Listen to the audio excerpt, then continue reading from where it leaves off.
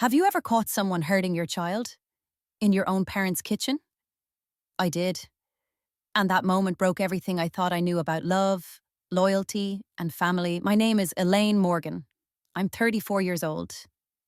And last Tuesday, I stopped being the dutiful daughter and became the villain in my family's story. Before I walk you into that kitchen, let me ask, where are you watching from today? Hit that like button if you've ever made a hard choice to protect someone you love, and subscribe, because this story, my story, is just the beginning of a truth. A lot of people are too afraid to speak out loud.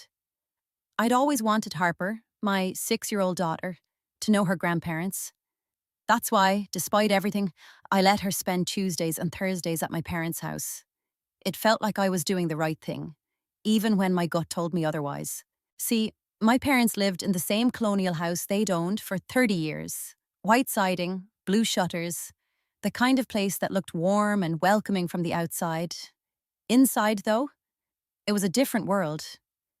My sister Kimberly, 2 years older, always perfect, was still the favored daughter. That hadn't changed since we were kids. She lived 15 minutes away, barely worked, contributed nothing financially, but was adored like royalty. Her daughters, Amber and Melissa, 12 and 10, were the sparkling gems of our parents' universe.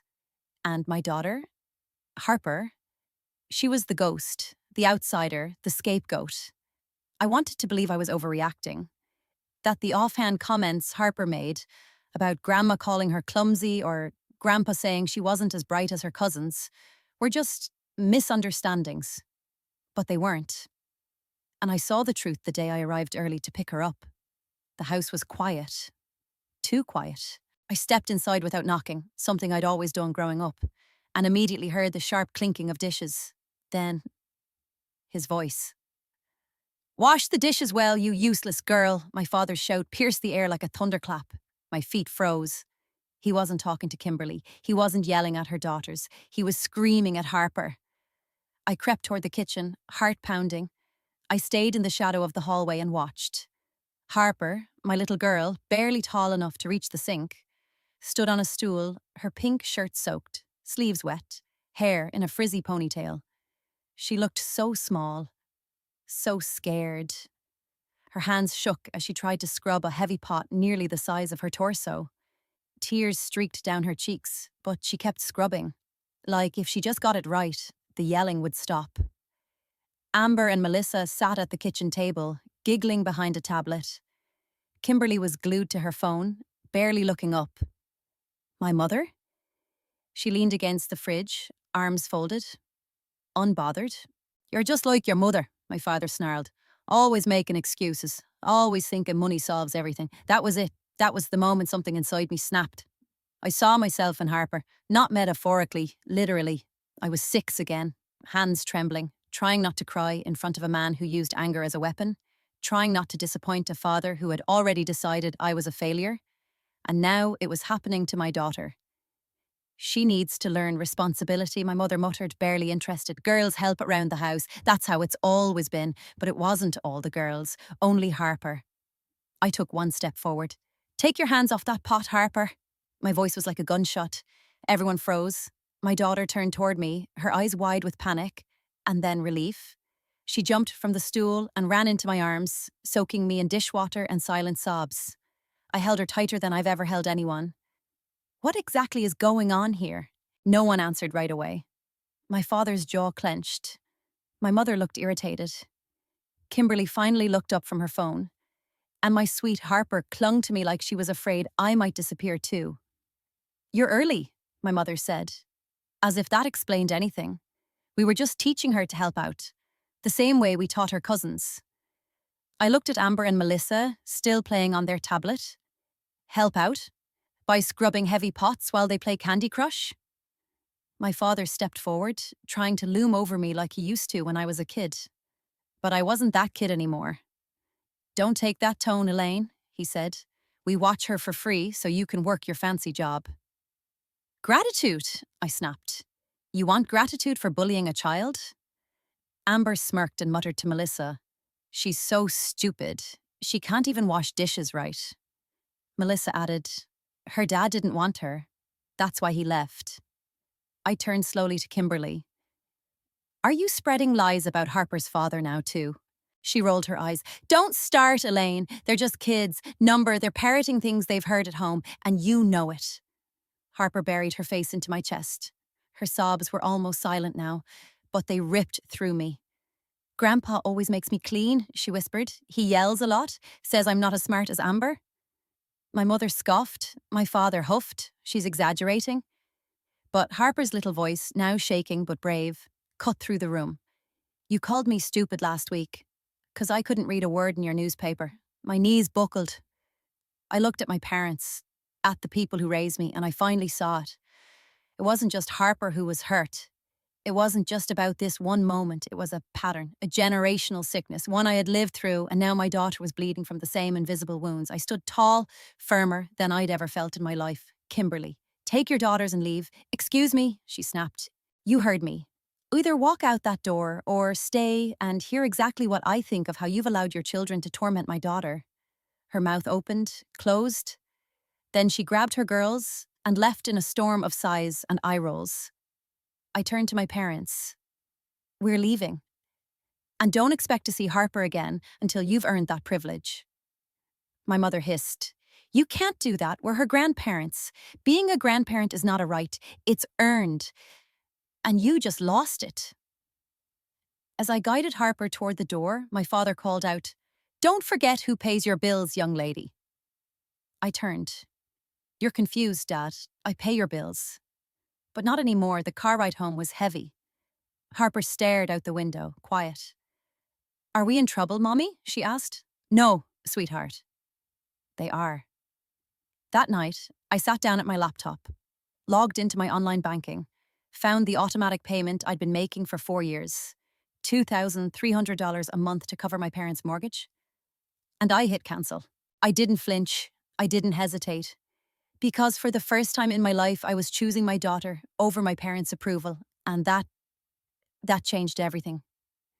The morning after I cancelled the mortgage payment, I woke up to a storm, 7 missed calls, a dozen texts, all from my parents. Mom, payment declined, call us immediately. Dad, is this some kind of joke, Elaine? Mom, your mother is beside herself with worry. Dad, you think you're punishing us? Think again. I didn't respond. I wasn't ready, not yet. Instead, I focused on Harper. We ate pancakes, built a fort in the living room, and for the first time in weeks, she smiled like herself again. But the guilt? That didn't disappear with the silence.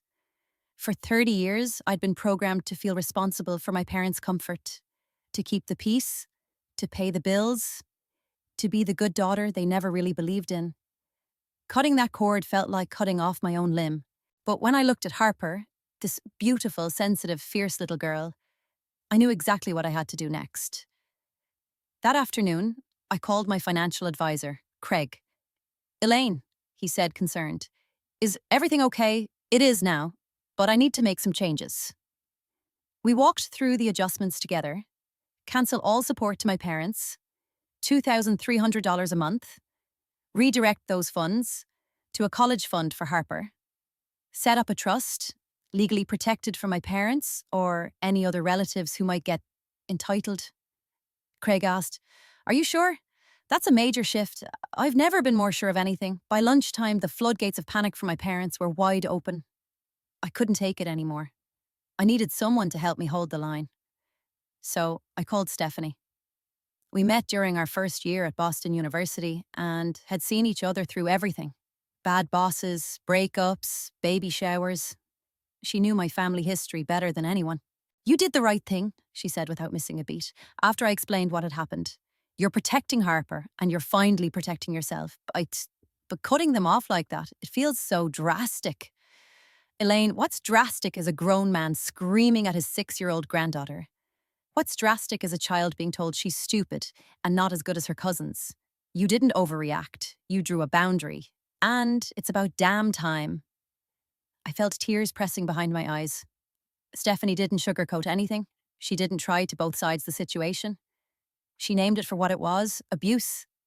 And for the first time, I felt seen. That evening, my sister sent me a message. Kimberly, Mom and Dad told me what you did. How could you be so selfish? They're your parents. Harper needs to toughen up. The world's not going to cuddle her like you do. I stared at her message, the audacity, the absolute gall. And for the first time in our lives, I didn't ignore it. I didn't let it slide. I typed back, "Me? My financial arrangements with Mom and Dad are none of your business. If your daughters ever bully Harper again, our relationship is over. Not financially, completely." No response. Not a single word. The silence was almost louder than her initial message. 3 days later, the bank called me. "Ms. Morgan, we've flagged a suspicious attempt to access your account. Someone claiming to be a family member, your father, tried to gain authorization." My stomach dropped. They were trying to break into my finances. They weren't just panicking. They were desperate. I immediately changed every password, security questions, access keys, everything. The picture was becoming clearer by the day. My parents had never seen me as just a daughter. I was a resource, a plan, an income stream. And they were grooming Harper to become the same. That realization chilled me to my core. That evening, after dinner, I sat Harper down on the couch. "Sweetheart," I said gently, "I need you to tell me the truth, even if it's hard." Harper fiddled with the hem of her pajama shirt. And then, she told me everything. She'd been scrubbing floors, cleaning bathrooms, vacuuming, even weeding the garden in the hot sun while her cousins played inside. Amber and Melissa got cookies and cartoons. Harper got rags and harsh words. "Grandpa said I had to work hard so you'd be proud," she whispered. "He said you already think I'm not as good because I can't read like Amber." I swallowed the scream rising in my throat. "Why didn't you tell me this before?" "He said not to bother you, that your job was more important than silly things like this, and that you'd be disappointed." My heart broke into 1,000 pieces. That night after she fell asleep, I poured a glass of wine and sat with the full weight of the truth. I had been working my fingers to the bone to provide for a family that didn't value me, and leaving my daughter in the care of people who were crushing her spirit. No more. The next morning, my mother called my office directly.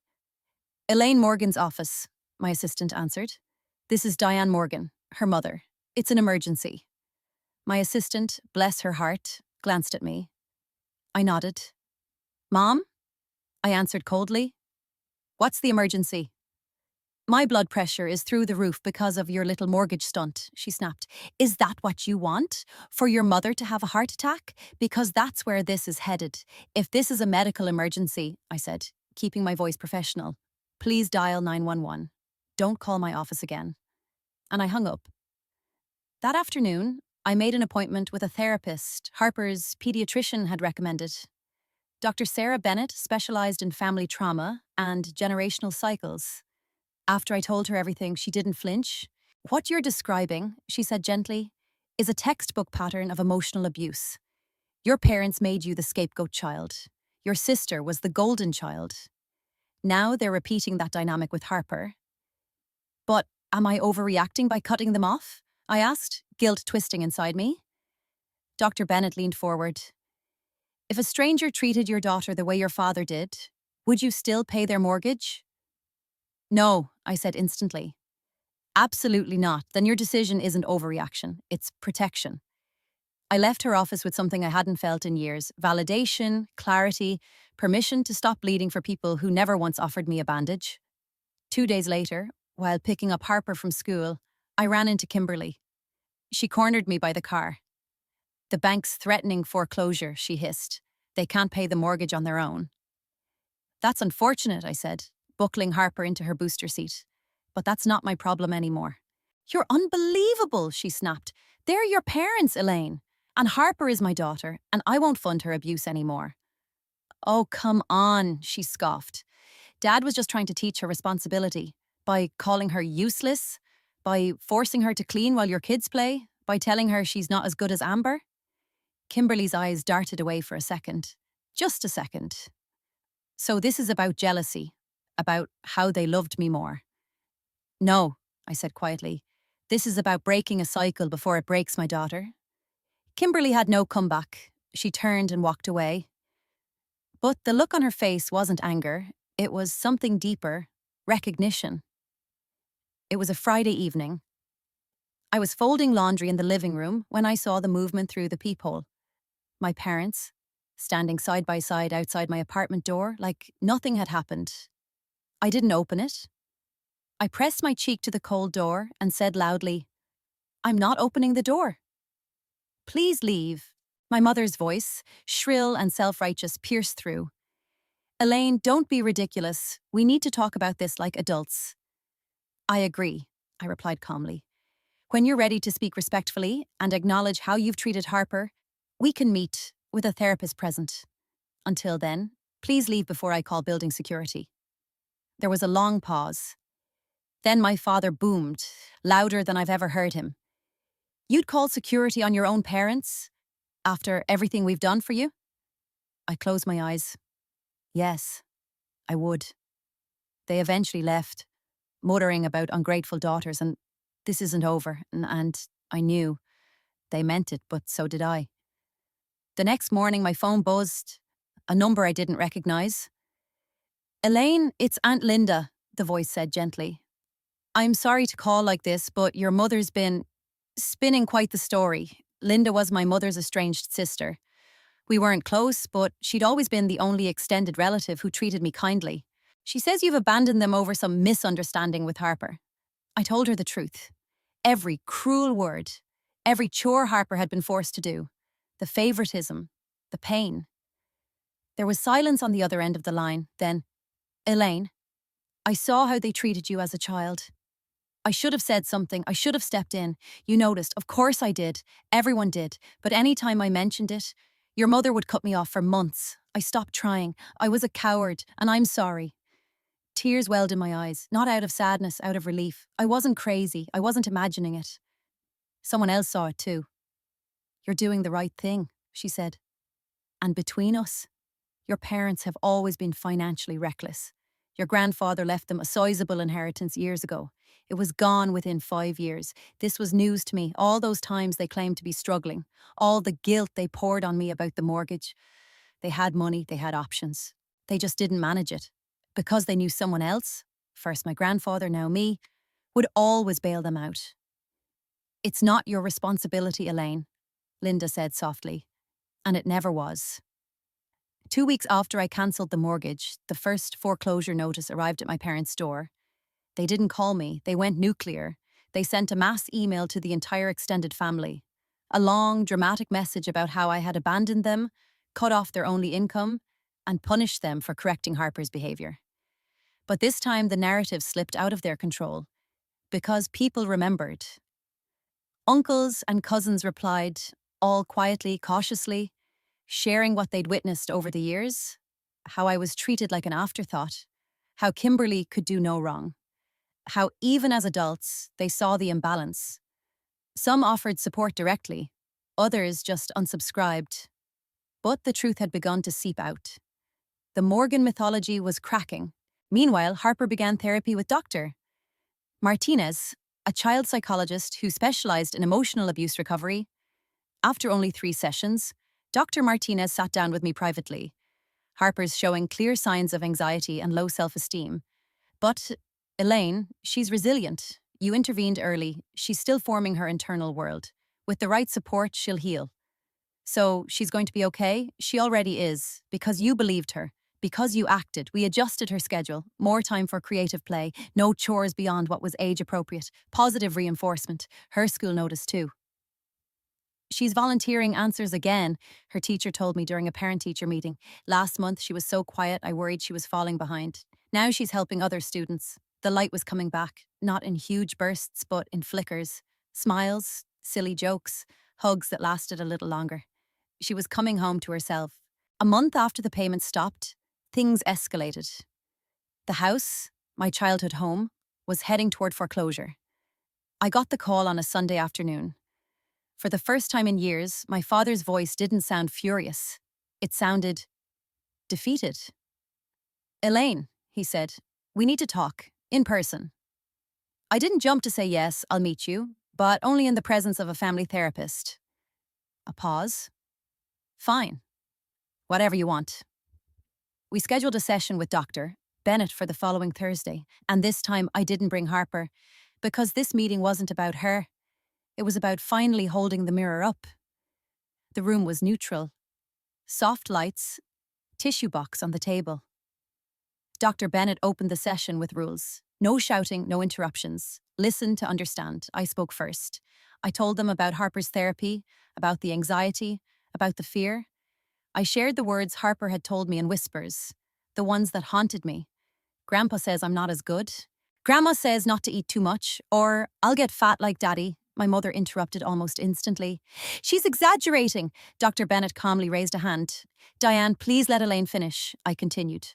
I told them how it mirrored my childhood. The favoritism, the endless comparisons, the feeling that nothing I did was ever enough. And the financial help, I added. I've paid over $110,000 toward your mortgage. What started as temporary became a leash, one you thought you could tug whenever I stepped out of line.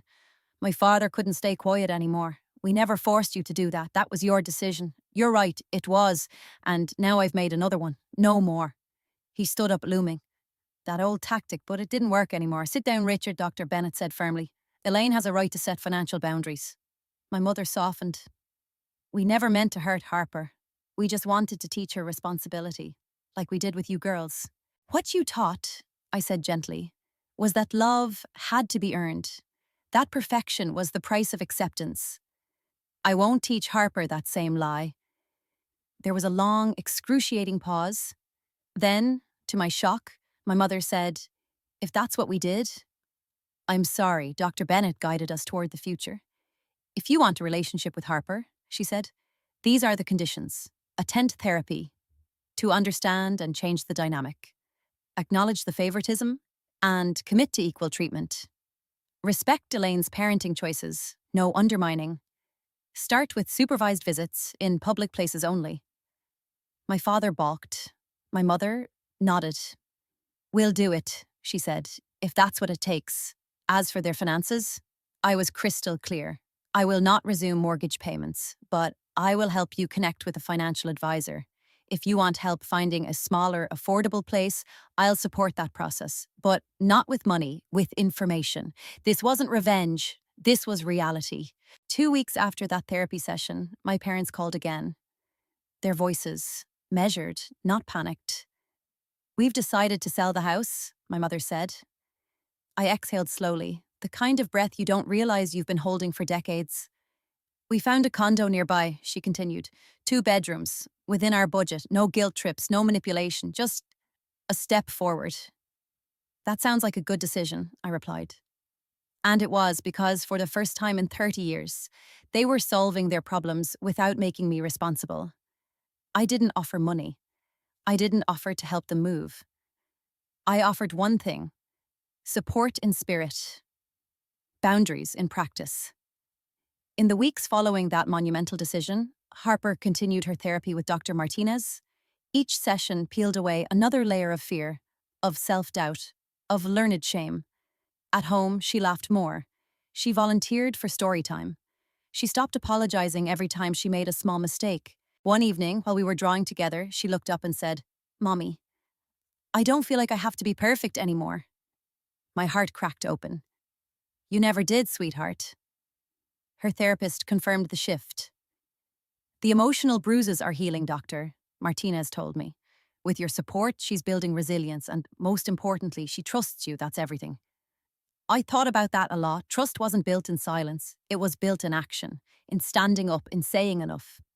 After 6 individual sessions, my parents requested a new joint session with Dr. Bennett. I agreed, cautiously. They'd moved into their new condo, sold the house, paid off their mortgage. My father even picked up part-time work as a historical tour guide at a local landmark. His voice now used for storytelling, not shouting. When we sat down in Dr. Bennett's office, they looked different, smaller, softer, but more grounded. My mother spoke first. I've been reading about emotional abuse, about scapegoat children, and I see it now, Elaine. I saw how Richard spoke to Harper, and I did nothing, just like I did nothing when he criticized you. And I'm sorry, my father, ever the stoic, said, I was wrong to call her useless. No child should hear that. I'm trying to do better. It wasn't perfect, but it was progress. So we agreed. One supervised visit. Neutral ground. Just an hour. The place? A public park near my apartment. The guest of honor? Harper. The sun was warm, the grass soft. Harper wore a pink dress and carried her favorite book. My parents arrived on time. No candy, no toys, just a book about birds. Something Harper loved. Hi, Grandma, she said cautiously. Hi, Grandpa. They sat on the grass with her, listened, asked questions about school, let her lead. No interruptions, no corrections, just presence. As we left, Harper did something that shocked me. She hugged my mother. Bye, Grandma. I like the book. My mother's eyes welled up with tears. She didn't cry. She didn't make it about her. She just whispered, Thank you, Harper. I like seeing you too. That moment? It wasn't a reset, it was a restart. 3 days later, I got a message from Kimberly. Coffee? I hesitated, but I said yes. We met at a cafe near my office. She looked tired, not physically, emotionally. I didn't realize, she said softly, how much they depended on you financially. You were the golden child, I said. I was the provider. She nodded. I used to think that was lucky, but now, I'm not sure. They didn't expect me to do anything. They didn't teach me to do anything. Greg and I, we're struggling. No, and I've started seeing the same things in how I treat my girls. She paused. Melissa mocked Harper because she thought it would win her approval, just like I used to mock you. For the first time in our adult lives, there was no performance between us. No resentment, no competition. Just two women, two mothers, trying to unlearn what was done to them. There's still time, I told her, to stop the cycle, she nodded. That's what I want. For them. For me. Maybe even for us.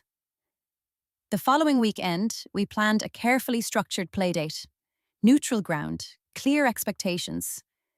Harper was hesitant. Amber and Melissa, curious. It started with colouring, then a puzzle. When Harper struggled to fit a piece, I braced myself. Old habits die hard. But instead of mocking her, Amber said, Here, let me help. Even Melissa, the louder of the two, bit her tongue when Harper dropped a marker. That's okay, she muttered. I spill stuff too.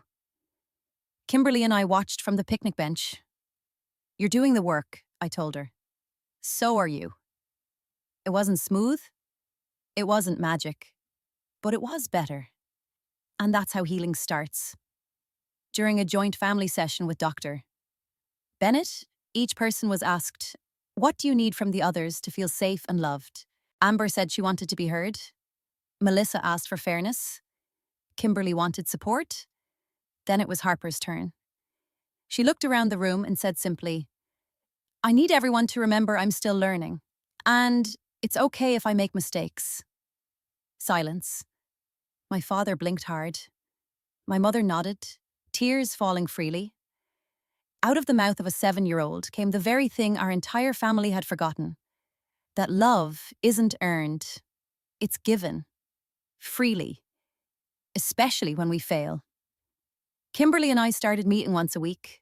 Sometimes with the girls, sometimes alone. We talked about things we'd never dared voice before. The favoritism. The pressure. The deep, unspoken loneliness that came with both our roles. I used to think you were jealous of me, she confessed one day. Now I see you were wounded and so was I nodded. And now we get to do it differently. We weren't best friends, but we were something new, and that was more than I ever hoped for. 6 months after the day in that kitchen, the day Harper dropped that heavy pot, the day I found my voice, the rhythm of our family had changed. It was still cautious, still measured, but it was real.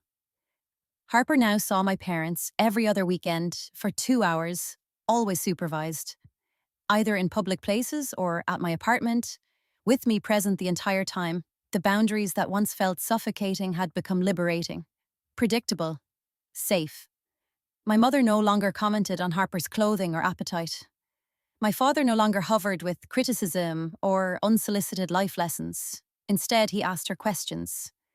What's your favorite book now? What did you build in science class this week? Why do you like horses so much? And more importantly, he listened to her answers. My mother brought age-appropriate books instead of candy.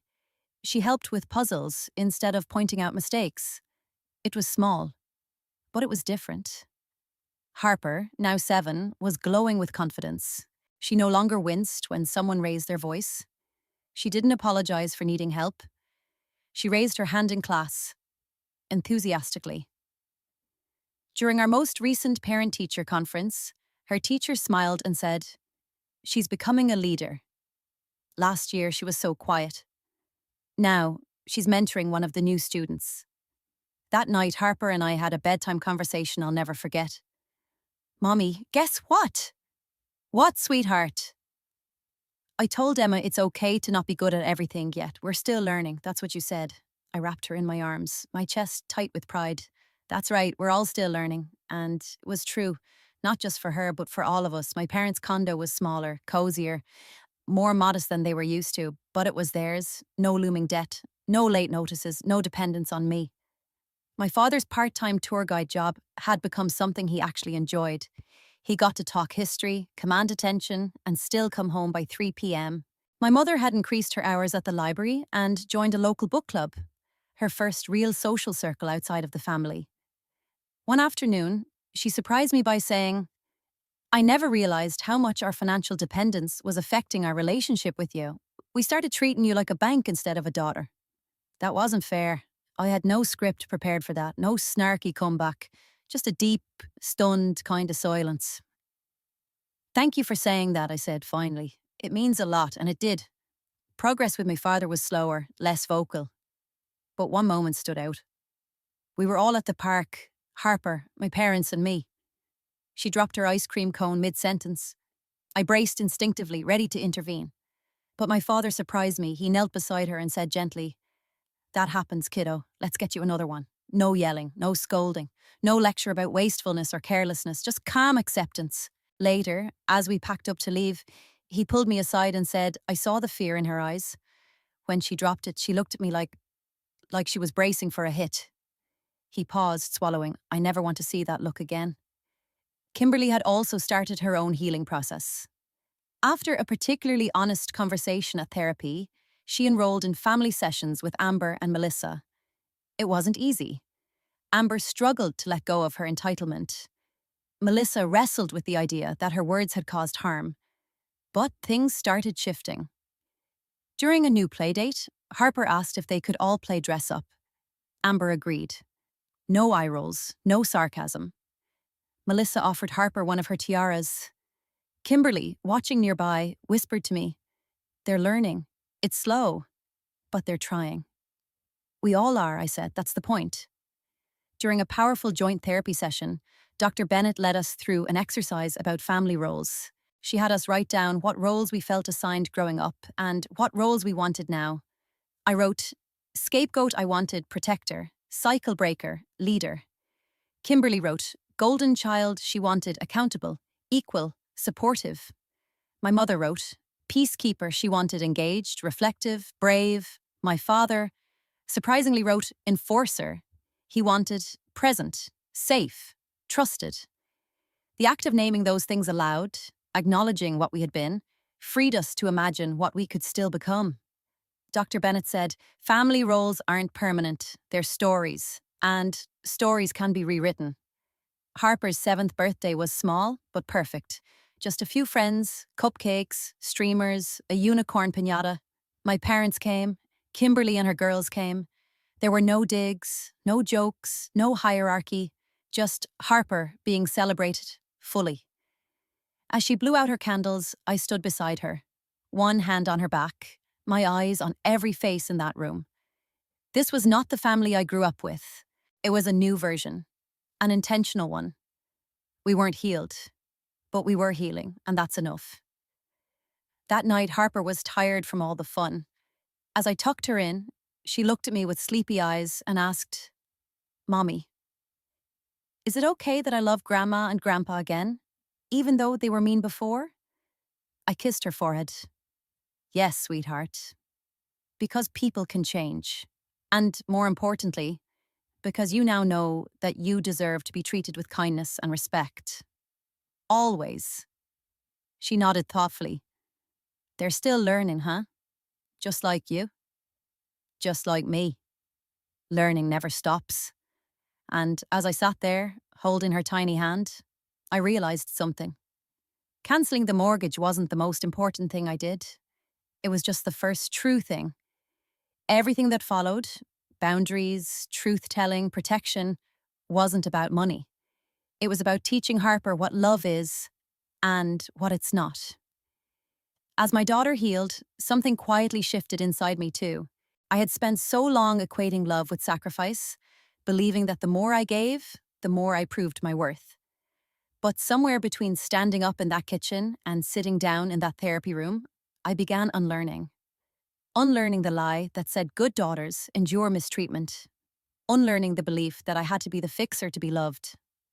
I realized I don't owe anyone my exhaustion, not even family. At Dr. Bennett's urging, I began individual therapy of my own.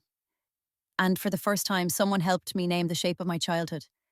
Elaine, she said one session, you were trained to earn love through overfunctioning. That's why you work so hard, why you supported your parents financially. You were never taught that love could exist without a price tag. Her words sat heavy in my chest. But the more I returned, the more I spoke out loud the things I used to only whisper inside. The pain of being compared, the invisibility, the weaponization of practicality when it came to me, but indulgence for Kimberly.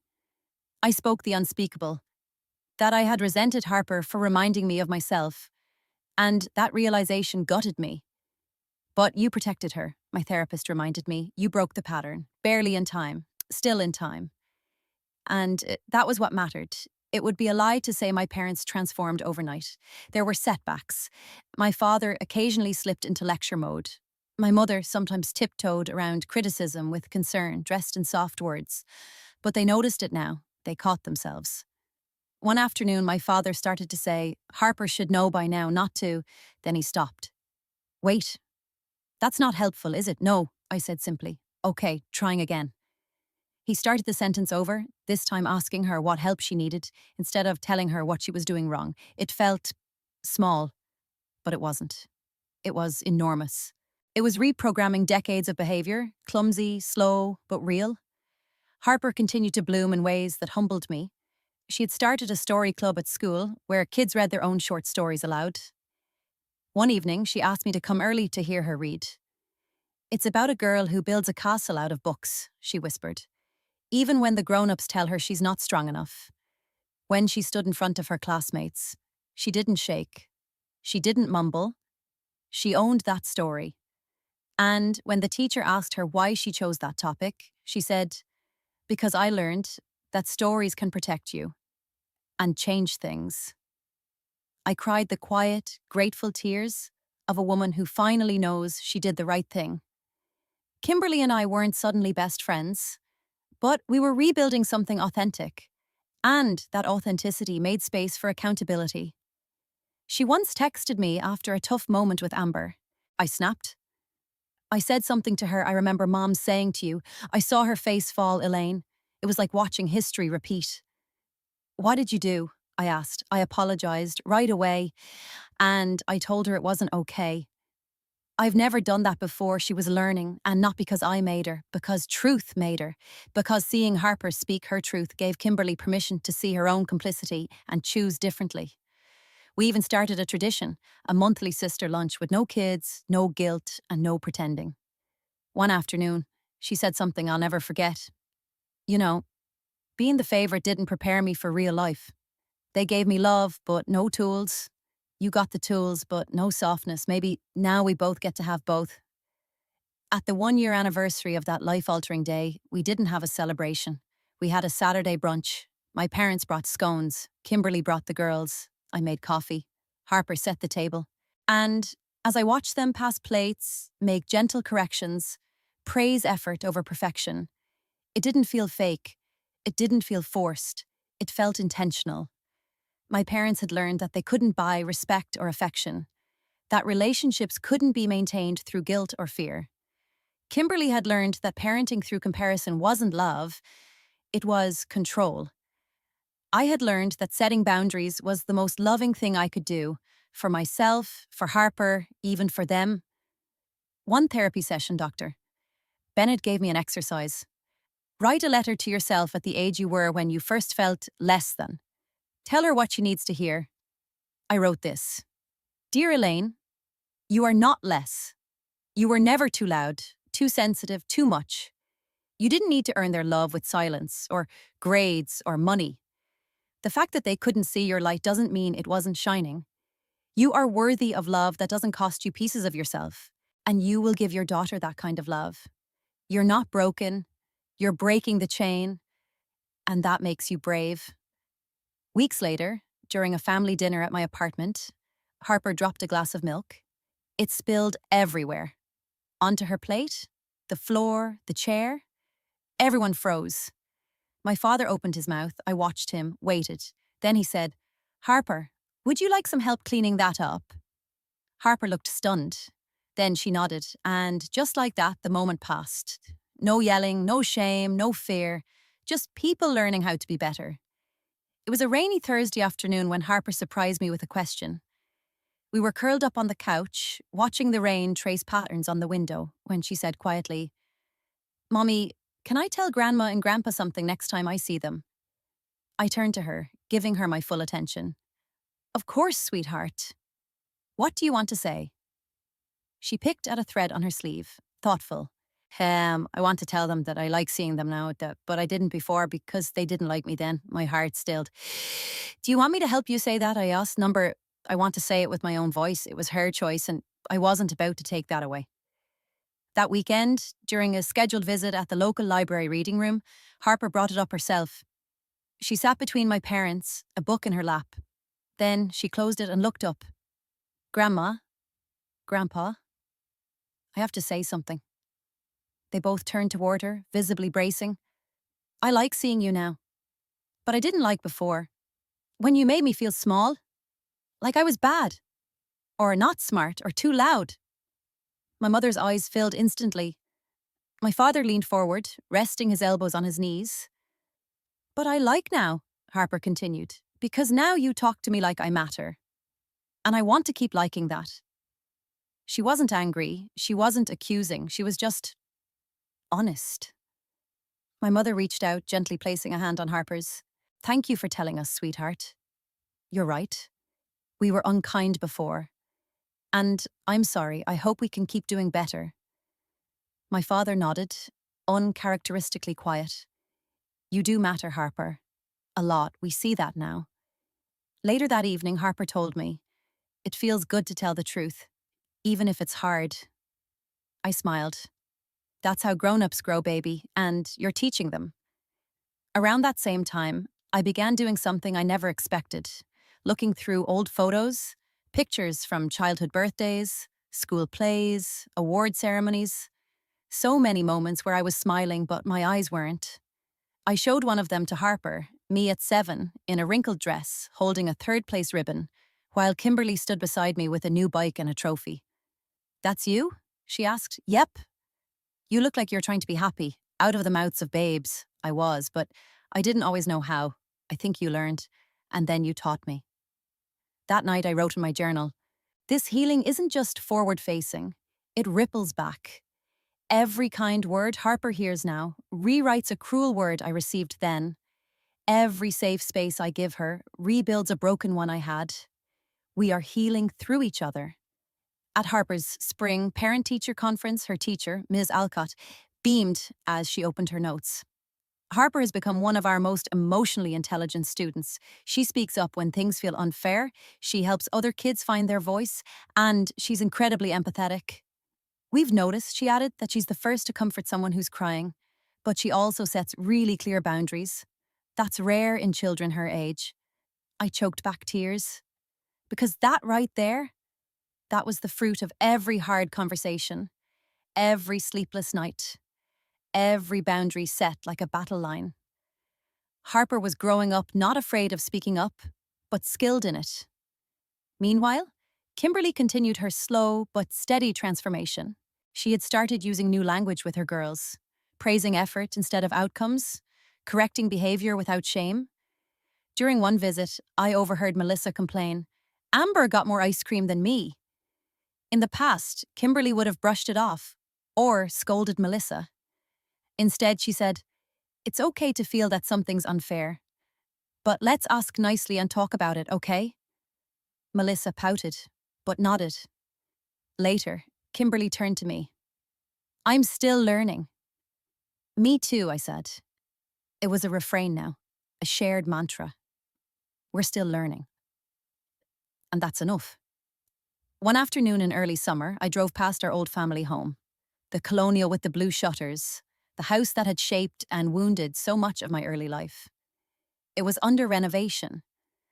The porch was being rebuilt, the siding repainted. Harper, sitting in the back seat, peered out the window. "Is that where you grew up?" "Yes. That house used to be Grandma and Grandpa's. It looks different now." I looked at the new paint, the blooming flowers by the fence, the fresh start someone else was giving it. It is.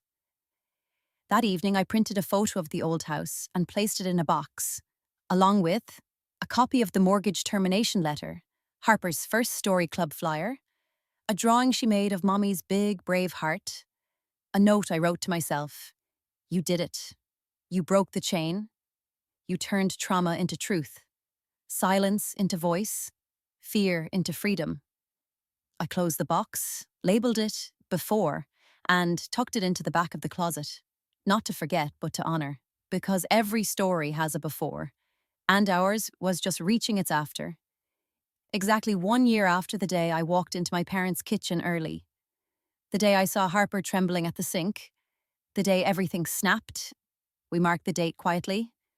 No fanfare, no trauma rehashing, no remember when, just me, Harper, and a picnic in the same park where we'd had our first supervised visit.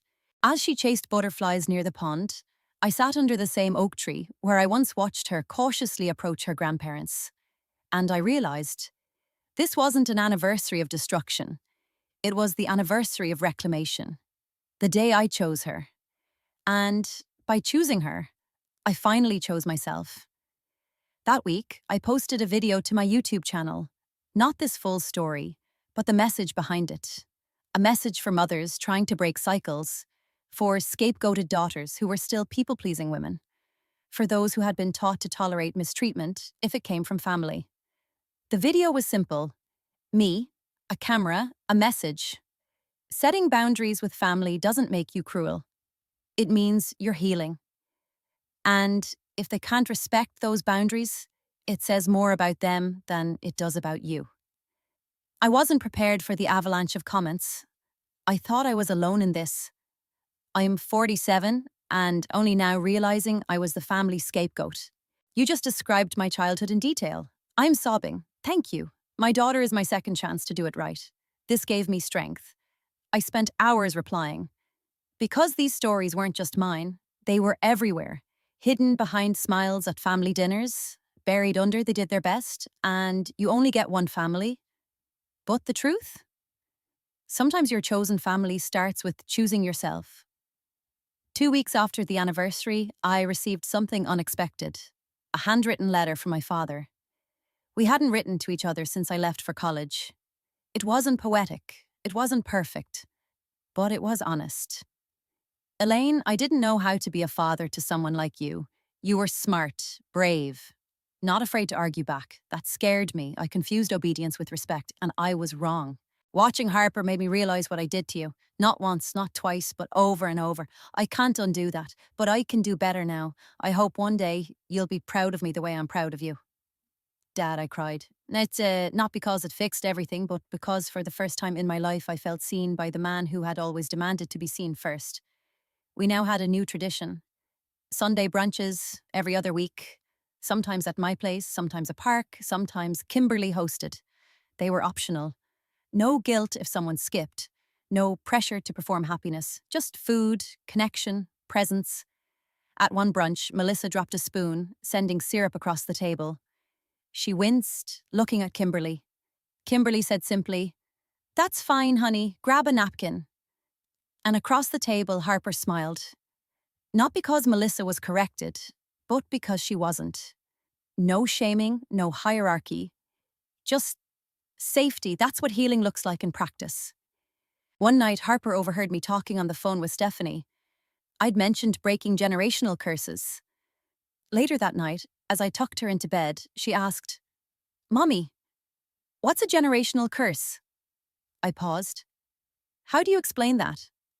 Then I said, "It's when people in a family keep doing the same hurtful thing again and again, like yelling too much or making someone feel not good enough. Do all families have them? A lot do. But guess what? Some people decide to stop them, to do it different." She nodded slowly. "Like you did, like we did." She wrapped her arms around me. "Then we're magic." I smiled into her hair. "Yes, baby, we are. If you're reading this and thinking, that's my family, that was my childhood. I don't know if I'm strong enough. Here's what I want you to know. You don't need to wait until it gets bad enough. You don't have to explain your pain to people who refuse to understand it. You don't owe your silence in exchange for conditional love. And most importantly, you are not alone. There are thousands, millions of us who grew up under the same roof of quiet emotional warfare, who thought being a good kid meant disappearing, who now have children of our own and ache to do it better. And you can, not perfectly, but better, one hard boundary at a time. Breaking generational patterns doesn't look like a movie montage. It looks like therapy appointments on your lunch break, like crying in your car outside a school pickup line, like telling your child, "I'm sorry," and meaning it, like cancelling a mortgage payment and reclaiming your soul. It's not glamorous, but it's holy work, and it's worth it. Because Harper doesn't flinch when she drops a glass, because I no longer chase love with a checkbook, because my father, who once called me useless, now listens when I speak, because my sister, who once rolled her eyes, is raising daughters who apologize when they hurt someone, because the cycle ends with me. And that's a legacy worth building. If this story resonated with you, take a moment to reflect on your own story. What are you still carrying? What would it look like to set it down? Comment below if you've ever had to set a hard boundary with someone you love. And share this video with someone who's standing at the edge of their own enough. Because sometimes all it takes to change a legacy is one brave voice. Be well, be brave, and remember, you're not broken. You're breaking the cycle.